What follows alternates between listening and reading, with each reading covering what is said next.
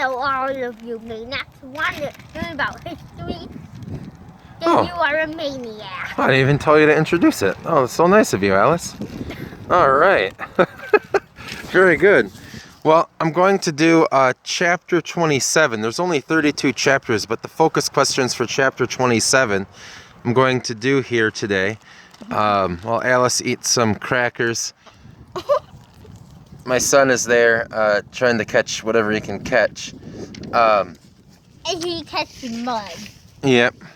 But chapter 27 here, focus questions for chapter 27, I will link them in. But how and why was America isolationist leading up to World War II is the first question for focus question for chapter 27. Many saw World War I as a mistake. Remember, guys, World War I was oftentimes seen as a mistake. Depending on the statistics you look at, it's typically about 114,000 Americans died in World War I. Europe's kind of already at each other's throats by the 1920s. So the fact of the matter is, a lot of people are upset and saying that World War I was a waste. It was supposed to be this war to end all wars. They don't see it as being that way. So a lot of people see it as World War I was a mistake. We shouldn't have gotten involved. We paid too high of a price for it. It wasn't worth it. And that's why you see things like the COG Brand Pact. In 1928, the U.S. Gets France, Germany to sign into it. More countries in 1929. And this is a sign of this isolationism, this isolationist leading up to World War II. And you might say, well, no, we're being involved in the world and this and that. Remember, we had rejected joining the League of Nations. The League of Nations was that international organization that Woodrow Wilson had come up as part of his 14 points at the end of World War I as this way to try to make World War I the war to end all wars. Of course, they didn't call it World War I. They called it the Great War. A lot of people did think it would be the last war ever. I don't know if you guys can see, but there's some swans out there, way out there. There had been 25 swans earlier, about a week ago, but many of them have left now. But, all right, let me zoom back out. All right. But you look at the COG Brand Pact. Remember, this is to end wars. That the countries who sign on to the COG Brand Pact will not use war as a way of resolving political disputes within countries. And there's a lot of hope and optimism for it. But as you can see, the COG Brand Pact failed as World War II started. Just as the League of Nations ended up failing and preventing World War II from breaking out. Another example, and we actually covered this in the notes before this whole thing came down, was the America First Committee. You know, this is one of the largest anti-war committees or anti-war organizations ever made in the United States. And they had over 800,000 dues-paying members. They had, Dan, it's going to be all right. And it's not just anti-war people. It's not just pacifists. Some of them are non-interventionists. Some of them are isolationists in this America First Committee. This is a big deal. And they have a lot of political power, and they push these neutrality acts. These neutrality acts are designed to prevent a system where the U.S. gets dragged into a World War I style war. The Neutrality Acts are a series of laws passed in the late 1930s. Americans can't ride in belligerent boats of belligerent nations, meaning belligerent, meaning nations at war. American businesses can't sell to belligerent nations at war. So that would get rid of some of these reasons why we get involved in World War I. So a lot of people are trying to be proactive for the next European war. The second focus question here for chapter 27 is, how did the U.S. fulfill the vast wartime production demands? Well, women start working. Rosie the Riveter. Remember how women had been discouraged. The cult of domesticity, which starts in the early 1800s, 1820s, 1830s. Women aren't supposed to have an economic role, is what's said at the time. And so a lot of this comes from the fact that The market revolution of the early 1800s. Husbands and wives used to work predominantly side by side. Then the market revolution comes along and people start working apart. Husbands start working away from the home more and more, and away from their wives more and more. And so society starts telling women, it's your job to raise the home. It's your job to be pure, keep the family pure, stay in the home. The cult of domesticity. So they had to encourage women to be willing to go into work, into these types of jobs. And Rosie the Riveter is an example of this encouragement. And women go and work in the factories in bigger numbers than they had ever before, helping fulfill the demand in the industry, especially with millions of men serving overseas during World War II. By the end of World War II, more than half of all industrial production and military production globally would be in the U.S. Remember, most of the world wasn't industrialized at the start of World War II. The United States is basically the only industrial power on Earth at the end of World War II that isn't just war-ravaged. Yeah, we lost about 422,000 Americans in World War II, but the fact of the matter is we aren't heavily bombed. We aren't heavily bombed like Japan or Britain, you okay, Alice? Or, like Germany and France. A lot of the industrial powers on Earth had been extensively damaged. The Soviet Union. And this War Production Board during World War II helps FDR's government coordinate with the government to make the exact things they need, the right things they need.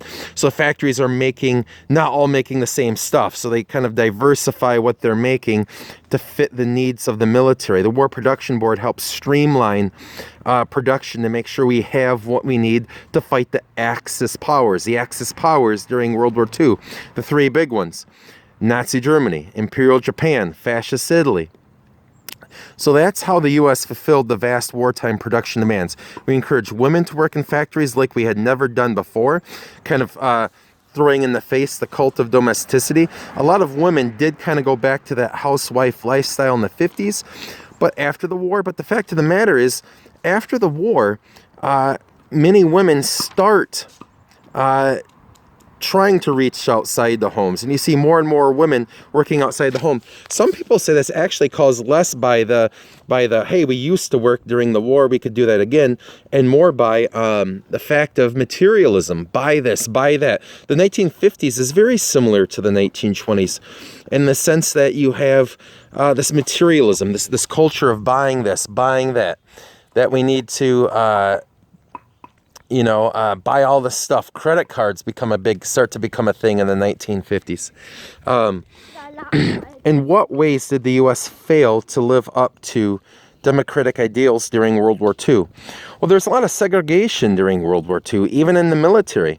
Most African Americans who served in the military during World War II were not allowed to fight in combat. They were given more menial tasks, doing a supply train, driving trucks, unloading, working in the kitchens.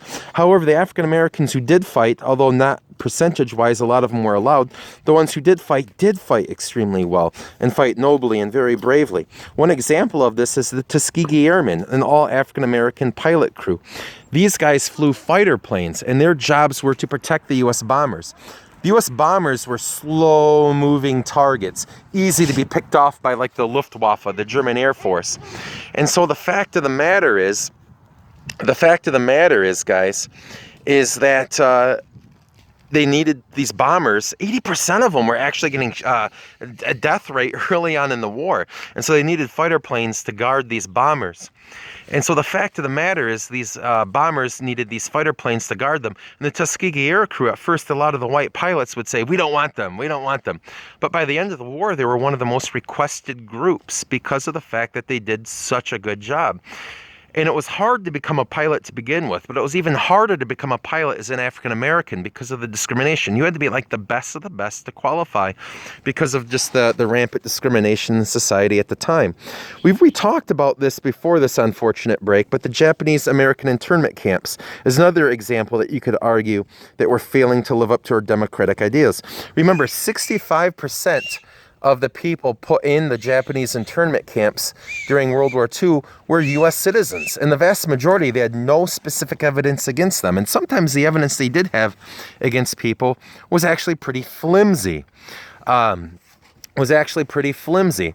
So the fact of the matter is, guys, is the Japanese internment camps, these people, they have to sell their homes, usually at a loss. Many of them are entrepreneurs. They own their own businesses. They're selling them at a loss. They're going to have to start back over from scratch. 1988, Ronald Reagan signed into law reparation law, where each Japanese American still alive would get $20,000. But keep in mind, the war ends in 1945, which means that many Japanese Americans are long dead by the time that this comes around. We had talked about the Zootsuit riots a little bit, but the hostility between the Mexican Americans and the white Americans in Los Angeles to cut down on gang violence, which was being blamed on in part on the Zootsuits that the gangs would wear. The Los Angeles outlawed Zootsuits, and the U.S. sailors went around and enforced. Definitely is a stick. Went around and enforced the Zootsuit, actually with sticks, clubs, beating up Mexican Americans wearing Zoot suits. And some people could argue the bombings that we did. You look at, like, we firebombed Tokyo. We dropped 2 atomic bombs, one in Hiroshima and the other in Nagasaki. And some people could argue, when you firebomb and kill 100,000 people in one single night, or Hiroshima and Nagasaki combined killed about 250,000, that some people could argue that we kind of lowered ourselves. We had the moral high ground, and then we lowered it.